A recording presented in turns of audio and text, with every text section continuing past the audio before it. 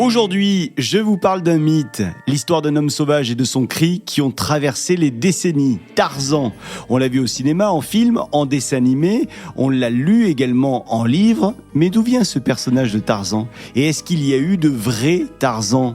Aujourd'hui, on va remonter la piste et vous allez voir que la réalité et la fiction peuvent parfois s'entremêler. La Fabrique Audio présente La Petite Histoire. www.lafabriqueaudio.com. Salut tout le monde et bienvenue dans un nouvel épisode de La Petite Histoire. Je suis Florent Mounier, c'est moi qui vais vous narrer cet épisode que j'ai écrit et qui a été mixé par Sébastien Girard. Alors avant de commencer, merci à vous pour les nombreux messages que vous nous laissez sur Spotify notamment, mais aussi sur les réseaux sociaux de La Petite Histoire, Instagram, Facebook. Il y a notamment Noémie, on a Sandra, on a Thomas, on a Léon qui nous ont laissé des messages ces derniers jours. Et si comme eux, vous avez envie de nous laisser des messages ou nous dire que vous avez envie qu'on aborde un sujet en particulier, eh bien laissez vos commentaires, ça nous fera plaisir. On vous attend notamment sur Spotify. Et puis surtout, n'oubliez pas que si ce podcast vous plaît et que vous souhaitez le soutenir, vous pouvez rejoindre le Patreon de La Petite Histoire. Pour moins de 5 € par mois, vous allez pouvoir recevoir les épisodes en avance si vous faites partie de la grande famille de La Petite Histoire. Allez, sans plus attendre, direction les plus belles lianes de la jungle. Ah ouais. Quelle histoire, ça aussi. Nous sommes en 1912. Cette année-là, un magazine américain publie une histoire, un feuilleton dans le All Story Magazine. Son titre, Tarzan of the Apes. Ce Tarzan naît sous la plume du romancier américain Edgar Rice Burroughs. Alors quelques années plus tard, après 1912, le succès est vraiment là. Le public en redemande. Et le texte devient donc un livre.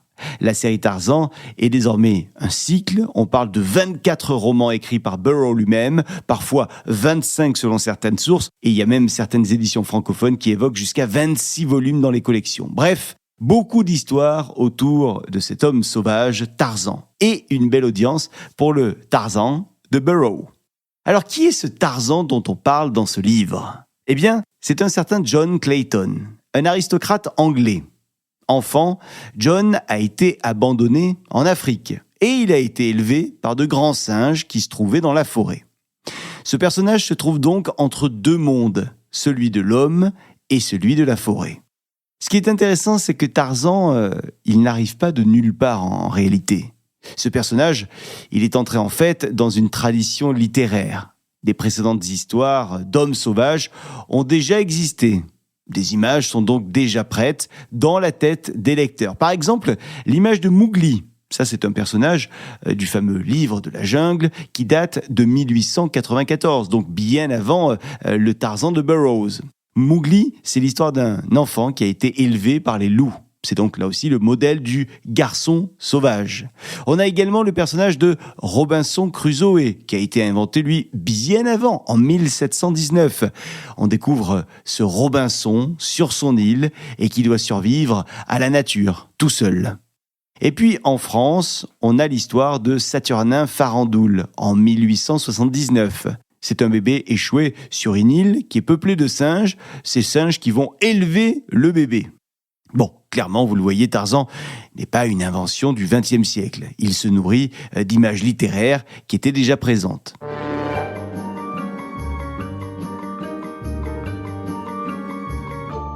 Alors, dans la vraie vie, il y a eu des histoires de Tarzan.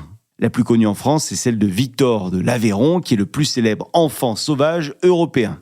Victor est un enfant qui a été trouvé en France autour de 1800 et c'est un cas qui a été documenté, analysé par de nombreux chercheurs universitaires.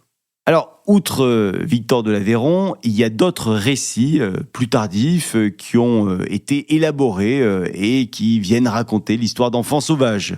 Alors, certains sont crédibles, d'autres sont un petit peu douteux. Par exemple, un certain William Charles Mildin aurait passé 15 ans dans la jungle entre 1868 et 1883, donc avant la rédaction du premier Tarzan de 1912. William Charles Mildin a écrit ses mémoires dans lesquels il a raconté sa propre histoire. On peut y lire qu'à l'âge de 11 ans, William aurait fugué de chez lui. Il serait allé proposer ses services comme mousse sur un bateau qui portait le nom d'Antilla et qui partait pour l'Afrique. Mais le navire aurait, selon lui, fait naufrage entre Pointe-Noire et Libreville, et William aurait donc été l'un des rescapés de cet accident. Si l'on croit le récit de William, il aurait échoué sur un rivage d'Afrique équatoriale et il aurait été, je cite, « adopté par des singes bienveillants qui lui auraient donné nourriture et protection ». Alors quelques années plus tard, ce même William Charles Mildin aurait rencontré des indigènes avec lesquels il aurait vécu pour finalement se marier avec 5 femmes de la tribu et obtenir 4 enfants. William aurait ensuite abandonné femmes et enfants pour tenter de regagner l'Angleterre. On n'a jamais su s'il s'agissait d'une histoire fabulée par son narrateur ou s'il s'agissait de la réalité, mais quoi qu'il en soit, il est possible qu'Edgar Rice Burroughs se soit inspiré de ce récit pour donner corps à son Tarzan à lui. Il y a peu de temps, on a aussi eu une autre histoire de Tarzan des temps modernes, celle de Hovan Tan et son fils Hovan Lang. Tous deux se sont cachés dans la jungle vietnamienne pendant près de 40 ans pour fuir la guerre et ils auraient été découverts en 2013. Leur histoire a frappé le public puisqu'il est question de survie, de cabanes dans les arbres, d'outils fabriqués de briques et de broc, d'une vie presque totalement coupée du monde moderne. Ce ne sont pas des enfants qui ont été élevés par des singes, mais là il s'agit bel et bien d'une vie qui peut rappeler l'idée d'un isolement prolongé, protégé d'un monde extérieur.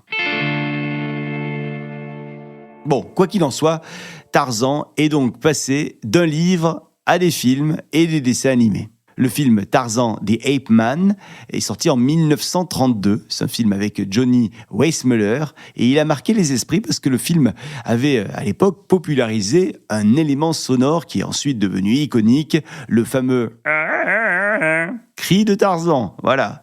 Ce cri, son origine, c'est une histoire à part parce qu'il y a plusieurs versions qui circulent autour de ce cri. On raconte que ce cri viendrait de Weissmuller lui-même qui avait appris le yodel dans sa jeunesse. Le yodel, c'est cette musique alpine particulière qui est identifiable dès les premiers sons. Et d'autres racontent que le studio aurait en fait bricolé le son en mixant plusieurs prises, instruments, hurlements d'animaux pour donner au final ce fameux cri. Les spécialistes du son et les historiens du cinéma l'ont écouté et ils s'accordent sur une chose, le cri est en partie travaillé en studio effectivement et il est devenu une marque déposée par la maison Burroughs. Bref, une légende technique ainsi qu'une légende marketing.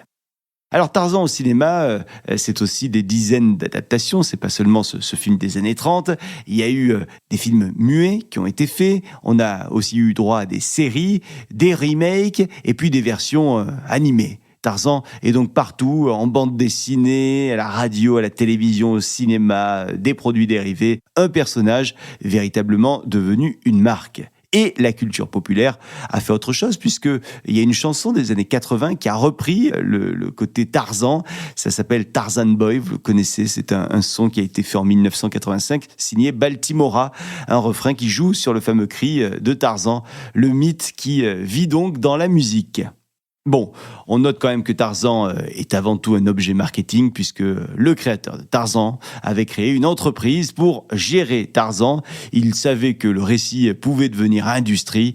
Il avait donc créé une grosse boîte et il a également intitulé sa maison Tarzana comme un quartier de Los Angeles qui s'appelle Tarzana. Alors, en conclusion, on peut dire que Tarzan, c'est d'un côté un héros d'aventure qui représente la liberté, et puis de l'autre, une figure fabriquée, chargée de son imaginaire colonial. Et puis, enfin, cet héros est aussi une marque. Alors pour vous, Tarzan, c'est quoi ? Qu'est-ce qu'il représente ? Dites-le nous en commentaire. Si vous avez des souvenirs en lien avec Tarzan, on sera ravis de les lire. Et si l'épisode vous a plu, pensez à le liker, à le partager, à le commenter sur les plateformes d'écoute de podcast, Spotify, Apple Podcast, Deezer, ou bien encore sur les réseaux sociaux, sur Instagram notamment, mais aussi sur Facebook. Et si vous voulez nous soutenir, n'oubliez pas de vous abonner. On vous attend sur le Patreon de La Petite Histoire. C'est précieux. Salut. La Fabrique Audio présente La Petite Histoire. La Petite Histoire. Vous souhaitez devenir sponsor de ce podcast ?